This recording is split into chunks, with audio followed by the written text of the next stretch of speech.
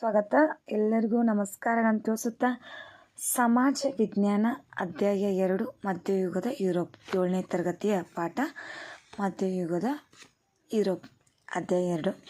ಮೊದಲನೇದಾಗಿ ಪ್ರಶ್ನೆ ಉತ್ತರದಲ್ಲಿ ಖಾಲಿ ಬಿಟ್ಟ ಸ್ಥಳಗಳನ್ನು ಸೂಕ್ತ ಪದದಿಂದ ಭರ್ತಿ ಮಾಡಿ ಅನ್ನಲಾಗಿದೆ. ಇಲ್ಲಿ ಖಾಲಿ ಬಿಟ್ಟ ಸ್ಥಳಗಳನ್ನು ಸೂಕ್ತ ಪದಗಳಿಂದಲೇ ಭರ್ತಿ ಮಾಡಲಾಗಿದೆ. ಪುನರ್ಜೀವನ ಇಟಲಿಯಲ್ಲಿ ಆರಂಭವಾಯಿತು. ಪುನರ್ಜೀವನ ಕಾಲದ ಪ್ರಖ್ಯಾತ ಚಿತ್ರಗಾರರು ಯಾರು? ಲಿಯೋನಾರ್ಡೋ ಮತ್ತು ಮೈಕಲ್ ಎಂಜಲೋ. ಕೊಲಂಬಸ್ಸು ಅಮೆರಿಕದ ಮೂಲ ನಿವಾಸಿಗಳನ್ನು ರೆಡ್ ಇಂಡಿಯನ್ಸ್ ಎಂದು ಕರೆದನು. ಭೂ ಪ್ರದಕ್ಷಿಣೆಯನ್ನು ಮಾಡಿದ ಮೊದಲ ಹಡಗು ವಿಕ್ಟೋರಿಯಾ ಹಡಗು. ಜರ್ಮನಿಯಲ್ಲಿ ಧಾರ್ಮಿಕ ಸುಧಾರಣಾ ಚಳವಳಿಯನ್ನು ಪ್ರಾರಂಭಿಸಿದವರು ಮಾರ್ಟಿನ್ ಲೂಥರ್. ಹಾಗೆ ಒಂದು ಪದ ಅಥವಾ ವಾಕ್ಯದಲ್ಲಿ ಉತ್ತರಿಸಿ ಎನ್ನಲಾಗಿದೆ. ಪುನರ್ಜೀವನ 2 ಲಕ್ಷಣಗಳು ಯಾವುವು? ಮಾನವತಾವಾದ ಮತ್ತು ವೈಚಾರಿಕತೆ ಪುನರ್ಜೀವನದ 2 ಲಕ್ಷಣಗಳು. ಮುದ್ರಣ ಯಂತ್ರವು ಪುನರ್ಜೀವನಕ್ಕೆ ಹೇಗೆ ಪ್ರೇರಕವಾಯಿತು ಅಂತ ಕೇಳಲಾಗಿದೆ.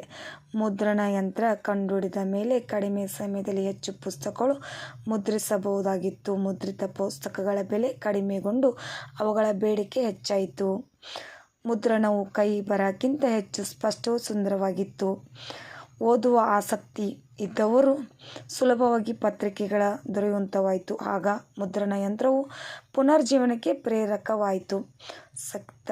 ಪುನರ್ಜೀವನದ ಕಾಲದ 3 ಮಂದಿ ಪ್ರಸಿದ್ಧ ಸಾಹಿತಿಗಳು ಯಾರು? Petrarch, Dante, Calvin, Boccaccio. ಪುನರ್ಜೀವನದ ಕಾಲದ 3 ಮಂದಿ ಪ್ರಸಿದ್ಧ ಸಾಹಿತಿಗಳು. ವಿಲಿಯಂ ಶೇಕ್ಸ್ಪಿಯರ್ ಯಾರು? ವಿಲಿಯಂ ಶೇಕ್ಸ್ಪಿಯರ್ ಒಬ್ಬ ಇಂಗ್ಲಿಷ್ ನಾಟಕಕಾರ. ಈತ ರಚಿಸಿದ ನಾಟಕ ಮ್ಯಾಕ್ಬೆತ್. ಪುನರ್ಜೀವನ ಕಾಲದ 2 ಖ್ಯಾತ ವಿಜ್ಞಾನಿಗಳು ಯಾರು? ಖ್ಯಾತ ವಿಜ್ಞಾನಿಗಳು ಜರ್ಮನಿಯ ಕೆಪ್ಲರ್, ಇಟಲಿಯ ಗ್ಯಾಲಿಲಿಯೋ. ಪ್ರತಿ ಸುಧಾರಣೆ ಎಂದರೇನು? ಪ್ರತಿ ಸುಧಾರಣೆ ಎಂದರೆ ತನ್ನ ಆಂತರಿಕ ಸುಧಾರಣೆಗೆ ಕ್ಯಾಥೋಲಿಕ್ ಚರ್ಚೆ ನಡೆಸಿದ ಪ್ರಯತ್ನಗಳನ್ನು ಪ್ರತಿ ಸುಧಾರಣೆ ಎನ್ನುವರು.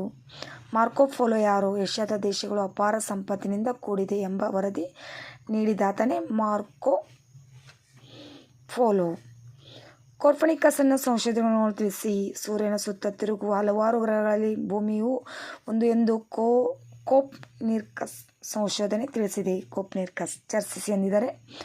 ಪುನರ್ಜೀವನ ಚಳವಳಿ ಕಲೆ, ಸಾಹಿತ್ಯ ಮತ್ತು ವಿಜ್ಞಾನ ಕ್ಷೇತ್ರಗಳಲ್ಲಿ ನೀಡಿದ ಕೊಡುಗೆಗಳ ಬಗ್ಗೆ ಚರ್ಚಿಸಿ. ಕಲೆ ಕೊಡುಗೆಗಳು ನೋಡಲಾಗಿದೆ. ಇಲ್ಲೂ ಕೂಡ ಸಾಹಿತ್ಯ ಕೊಡುಗೆಗಳು, ವಿಜ್ಞಾನದ ಕೊಡುಗೆಗಳು, ಹಾಗೆ ಧಾರ್ಮಿಕ ಸುಧಾರಣೆ ಚಳವಳಿ ಮಾರ್ಟಿನ್ ಲೂಥರನ ಪಾತ್ರವೇನು ಅದನ್ನು ಕೂಡ ಬರಲಾಗಿದೆ. ಭೌಗೋಳಿಕ ಅನ್ವೇಷಣೆಯ ಪರಿಣಾಮಗಳನ್ನು ಚರ್ಚಿಸಿ ಎಂದಿದ್ದಾರೆ.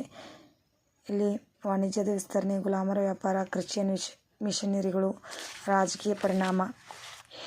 ಇವಿಷ್ಟು ನೀವು ಮಧ್ಯಯುಗದ ಯುರೋಪ್ ಪಾಠದ ಪ್ರಶ್ನೆ ಉತ್ತರಗಳನ್ನು ಇಲ್ಲಿ ನೋಡಬಹುದಾಗಿದೆ.